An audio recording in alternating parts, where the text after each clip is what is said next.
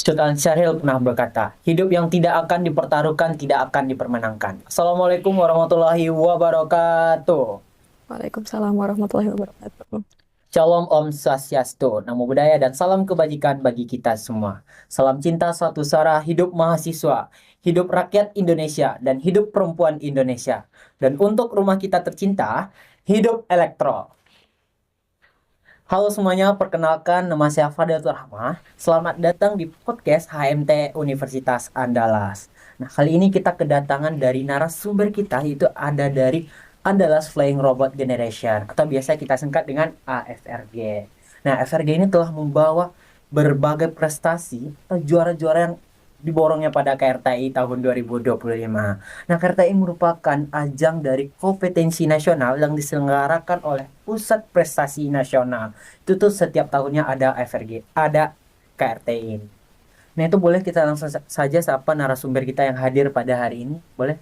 Halo, Da. Halo, halo Halo, Adil. Halo, Yofi. halo. Oke. Boleh deh. Udah dan Yofi perkenalan diri terlebih dahulu. Mulai dari nama, angkatan, dan jurusannya. Halo, perkenalkan nama aku Faizil Arisofwan, biasa dipanggil Faizil. Halo, Da Faizil. Aku dari jurusan Teknik Elektro, angkatan 2022. Oke. Boleh, Yofi? Oke, halo teman-teman semua. Perkenalkan nama aku Yafifah Ramadhani dari jurusan Teknik Elektro angkatan 2023. Salam kenal. Kan tadi udah kenalin ya, udah. Mungkin kita yang dari rumah juga kenal lebih dalam. Ngapain sih udah dan Yofi kesini? Mungkin boleh kenalin yang ada di jaket udah nih. Itu ada AFRG. Apa sih dah itu AFRG? Oke, boleh saya jelaskan. AFRG merupakan singkatan dari Andalas Flying Robot Generation. Ini merupakan sebuah organisasi yang mewadahi mahasiswa dalam riset dan pengembangan pesawat tanpa awak atau UAV, Unmanned Aerial Vehicle. Mungkin teman-teman masih awam ya dengan istilah-istilah Unmanned Aerial Vehicle atau UAV ini. Kalau teman-teman terbayang drone itu merupakan bagian dari UAV. Jadi itulah yang kami lakukan di AFRG, meriset dan merancang bagaimana UAV itu bisa bermanfaat dan bisa membantu mahasiswa maupun masyarakat di bidang pengembangan UAV. Terus untuk sejarahnya sendiri, AFRG ini dibangun tahun 2015 oleh 3 mahasiswa teknik mesin, yaitu ada Uda Ardi, Uda Arif, dan Uda Fahmul, yang dibimbing oleh dosen kita, dosen teknik mesin, Bapak Dendi Adi Saputra. Sekarang pun masih menjadi pembina dari AFRG.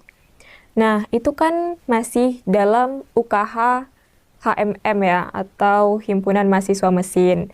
Hingga pada tahun 2020, AFRG ini berubah dari awalnya UKH menjadi UKMF, yang artinya itu udah dinaungi oleh Fakultas Teknik.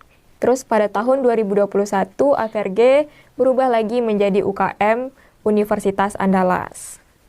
Nah, kan tadi yang awalnya dari UKM Teknik Mesin hingga menuju ke UKM Universitas Andalas. Itu tuh dari semua fakultas boleh gabung FRG nggak? Misalnya dari ke fakultas kedokteran, fakultas perawatan, pertanian itu boleh gabung FRG nggak? Nah, jurusan di luar teknik itu boleh banget gabung FRG karena kami tidak menutup jurusan-jurusan lain seperti FTI atau FEB atau jurusan-jurusan sosum lainnya untuk masuk karena kami tidak hanya berkutat di dunia teknik saja, tapi banyak skill-skill seperti skill ekonomi juga ada di sini, skill-skill bagaimana negosiasi dan kepemimpinan juga ada di sini dan itu tidak mengharuskan anak teknik saja yang masuk organisasi ini. Oke, itu kira-kira dari FRG itu ada divisi apa timnya nih? Atau dua-duanya juga boleh? Ada nggak? Hmm. Jadi di AFRG sendiri itu ada, kalau tim ada dua-duanya, ada divisi juga ada.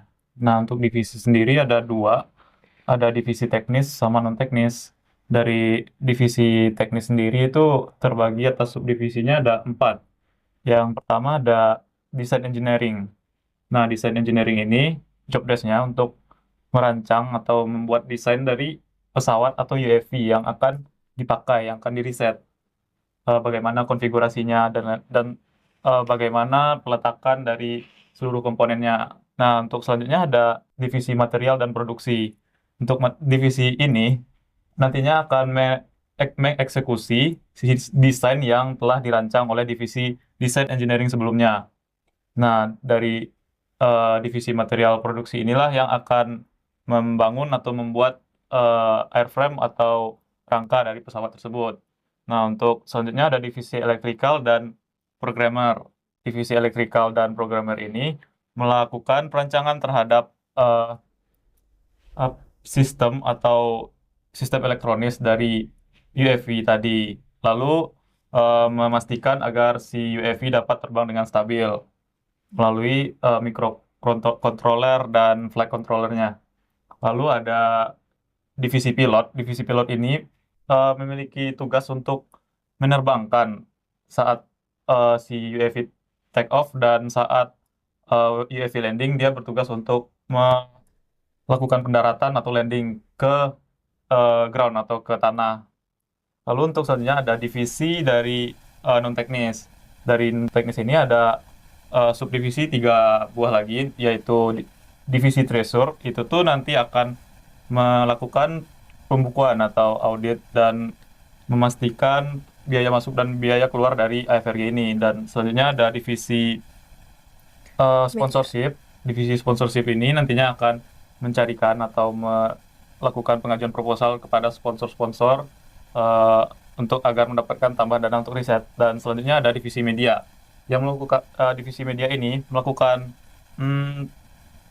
publikasi dan dokumentasi dari event-event atau kegiatan AFRG apa saja yang telah dilakukan.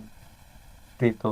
Oke, dan untuk kategori timnya itu untuk KRTI ada 5. Yang pertama ada racing plan, sesuai namanya, tugasnya itu adalah adu balap gitu. Jadi di lomba itu nanti ada sebuah garis start dan garis finish, dan mereka 1 lawan 1, mana yang lebih cepat masuk ke finish itu yang menang. Terus yang kedua ada divisi fixed wing. Tugasnya itu mungkin boleh dijelaskan oleh pemiliknya sendiri. Nah, untuk divisi fixed wing itu sendiri, dia melakukan terbang jelajah juga, itu terbang sekitar 20 km. Itu melakukan 3 misi utama, yaitu dropping atau penjatuhan paket atau payload di tepi sungai atau daerah tanggap darurat bencana. Nah, selanjutnya ada melakukan live monitoring atau pemantauan dari wilayah yang terkena bencana. Lalu selanjutnya ada pembuatan peta di sekitar wilayah terdampak bencana. Oke, yang ketiga ada teknologi development. Di AFRG itu namanya Alam Takambang. Misinya di lomba itu adalah menciptakan inovasi yang bagus dan bisa memiliki nilai jual tinggi. Seperti contohnya mereka bisa membuat inovasi di bidang flight controllernya atau sistem yang digunakan. Terus yang keempat ada VTOL, Vertical Take Off Landing. Saat lomba misi mereka itu ada indoor dan outdoor. Di indoor mereka melewati berbagai rintangan seperti adanya lorong, adanya gate, dan menjatuhkan dropping di sebuah tong. Dan untuk misi outdoornya mereka terbang sejauh mungkin. Terus kalau untuk Lela, divisi saya sendiri, yaitu Long Endurance Low Altitude, misinya itu di final adalah terbang dengan jarak jauh sekitar 60 km dengan altitude di bawah 150 atau di altitude serendah-rendahnya. Dan kami itu juga ada misi dropping, menjatuhkan sebuah pilot. Pilot itu dijatuhkan di tempat yang terindikasi titik api. Nah, kami juga di sepanjang jalur 60 kilo itu ada banyak terpal yang nantinya kami deteksi apakah itu termasuk titik api atau tidak. Terus ada juga misi monitoring, artinya kami menggunakan kamera untuk memonitoring wilayah yang kami tempuh tersebut. Terus, oke, udah 5 ya? Ada 5 tadi ya. Berarti divisi 5, tim juga 5. Ya. Yeah. Oh, 2. Divisi 2 secara garis besar, terus tim ada 5. Itu tuh dari timnya tuh membawa prestasi kan kemarin di KRTI tahun 2025, memborong nih tentunya. Itu tuh kalau dari lihat dari per tim itu kerjanya ngapain aja sih pas lomba atau sebelum lomba itu? Nah, Atau misi-misinya gitu. Kalau untuk tim saya sendiri yaitu fixed wing atau dari tim AFRG-nya itu namanya Unggih Tabang. Itu tim Unggih Tabang melakukan 3 misi utama tadi, yaitu dropping paket atau penjatuhan pilot, dan live monitoring atau pemantauan, dan ada pembuatan peta di sekitar aliran sungai. Nah, itu dengan temanya itu aksi tanggap darurat di daerah terdampak bencana. Oke, jadi kalau saya sendiri, long endurance, low altitude, Lela, sebelum lomba itu mempersiapkan bagaimana misinya itu bisa tercapai, seperti misi dropping, monitoring, dan terbang jarak jauhnya. Jadi sebelum lomba itu kami pastikan bahwa, oh wahana ini memang udah bisa menempuh nggak jarak 60 km itu.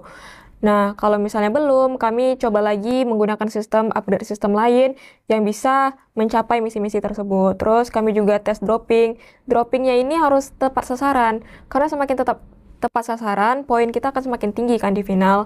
Jadi kami sebelum lomba itu mencoba terus-menerus bagaimana caranya dropping yang dijatuhkan dari atas tuh bisa tepat sasaran di terpal. Terus dari monitoringnya juga, kami memastikan bahwa kamera yang kami gunakan, sistem yang kami gunakan memang sudah kualitas yang paling bagus di antara opsi-opsi kamera lainnya gitu. Oke, mungkin dari Da Faisal kemarin itu juara berapa sih Dah? Kalau boleh tahu Dah. Alhamdulillah dari tim Unggih Tabang sendiri kemarin juara 2 untuk divisi fixed wing. Oh, Oke. kalau dari Yofi itu juara berapa sih? Kalau Yofi divisi Lela itu juara harapan 2. Kalau untuk tim lain ada Racing Plan itu harapan 1. Teknologi Development itu juara 3.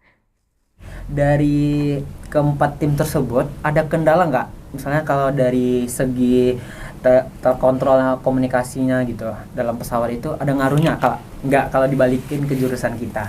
Oke, mungkin. Dari segi kontrol atau komunikasi ya mungkin berkaitan sama jurusan kita itu ada namanya sistem komunikasinya. Nah sebelumnya kita menggunakan sistem komunikasi menggunakan jaringan radio. Nah untuk jaringan radio ini dia akan terdapat interferensi apabila juga terdapat perangkat yang menggunakan sinyal radio juga di sekitarnya. Nah jadi untuk di tahun ini kita melakukan upgrade untuk sistem komunikasi yang kita gunakan yaitu menggunakan internet. Nah, untuk internet sendiri, dia nantinya akan bisa terbang si UAV dan mengirimkan data real time dari si pesawat tersebut ke ground control station atau yang bertugas di tanah ya. Nah, nantinya selagi ada sinyal internet, si UAV dapat terbang dan menyelesaikan misi. Ya. Kalau dari Yofi? Kalau dari Yofi sama kendalanya karena kami sama-sama menggunakan awalnya dari telemetri radio, sekarang kami menggunakan telemetri 4G juga. Jadi kendalanya sama, kalau ada interferensi di sekitar kami, maka kendali dari ground control station itu bisa hilang ke wahana. Terus kalau misalnya di telemetri 4G yang sekarang kami gunakan, kendalanya itu apabila jaringan tidak ada atau sinyal tidak ada, itu membuat kendali dari GCS itu hilang ke wahana. Oke, kira-kira nih dari Uda dan Yofi sekalian, itu kira-kira berapa nih harga yang dibutuhkan buat satu pesawat atau beberapa pesawat gitu? Habis duitnya gitu. Oke, sebenarnya ini relatif, cuman kalau dihitung-hitung, satu wahana yang jenis fixed wing itu sekitaran 25 jutaan. Tapi kalau untuk jenis wahana VTOL, itu 35 jutaan. Kenapa lebih mahal? Karena komponen elektrikalnya pun lebih kompleks. Berarti yang dari kelima yang tersebut berarti yang satu yang lebih mahal. Iya. Karena banyak komponen yang dibutuhkan. Oke, lihat dari segi latihan itu berapa lama sih habis waktu untuk mempersiapkan acara KRTI 2025 ini? Oke, jadi kami tuh udah siap lomba yang tahun lalu tuh di bulan September. Kami habis dari lomba KRTI 2024 di Jogja. Kami udah di-push merancang desain baru untuk dilombakan di tahun ini, di KRTI tahun 2025. Nah, kami merancangnya itu dari September itu sampai ke Desember, hingga eksekusinya itu di bulan Januari. Eksekusi dari bulan Januari sampai ke lomba tahun ini kan di bulan Oktober ya. Nah, itu bisa dihitung dari Januari ke Oktober itu 10 bulan. Nah, dalam kurun waktu itu kami setiap minggunya ada test flight minimal 3 kali seminggu. Jadi 3 kali seminggu tuh 2 kali TF fleksibel yang ditentukan oleh tim itu sendiri dan 1 kali TF global, itu biasanya hari Sabtu. Ya, itu kan 1 tahun ini bukan waktu yang sangat singkat nih Uda dan Uni Yofi. Mungkin kalau dari segi manajemen waktunya gimana sih Uda dan Uni Yofi, Uda, Faisal dan Uni Yofi itu manajemen waktunya? Karena kalau dilihat-lihat nih dari teknik itu kan lapraknya sampai pagi, itu ininya praktikumnya gitu. Mungkin boleh dari Uda atau Uni dulu? Mungkin boleh dari yang paling sibuk. Paling sibuk. Sebenarnya saya nggak terlalu sibuk juga sih. Ya karena juga udah semester akhir lah istilahnya kan di tahun terakhir, jadi matkul juga udah sedikit. Nah untuk caranya ya buat nge-push selagi ada waktu kosong, aku sempetin waktu buat ke WS. Terus buat berprogres, ngerjain apa yang bisa dikerjain itu seperti eh, karena kan kita setiap TF itu kan ada parameter yang ingin dicari, test flight itu ada parameter yang ingin dicari. Eh, Mulai dari misi yang sederhana kayak dari manual itu apa ya istilahnya, manual itu kayak pesawatnya itu masih di sepenuhnya kendali manusia. Jadi itu meningkat terus sampai auto, terus full misi. Nah itu eh, kita tetap kerjain dan sempatin waktu ke WS. Oke. Itu kira-kira dari IWS ke Kosuda jauh nggak itu? Kalau dari kos saya sendiri sih nggak jauh, itu sekitar 1,5 kilo. Kalau dari Yofi gimana nih manajemen waktunya? Oke, menurut Yofi ya, kalau fokus kita tuh cuman kuliah sama FRG itu sama sekali tidak mengganggu atau tidak bentrok. Karena kan kita kuliah dari jam 7.30 sampai yang paling lama tuh 17.40 ya. Sedangkan kami di WS, di FRG tuh berprogres dari siap maghrib sampai malam. Atau buat teman-teman yang nggak bisa kerja malam atau berprogres malam, bisa waktu sela-sela kuliah lagi libur atau saat nggak ada kelas, kalian bisa sempatin waktu ke WS.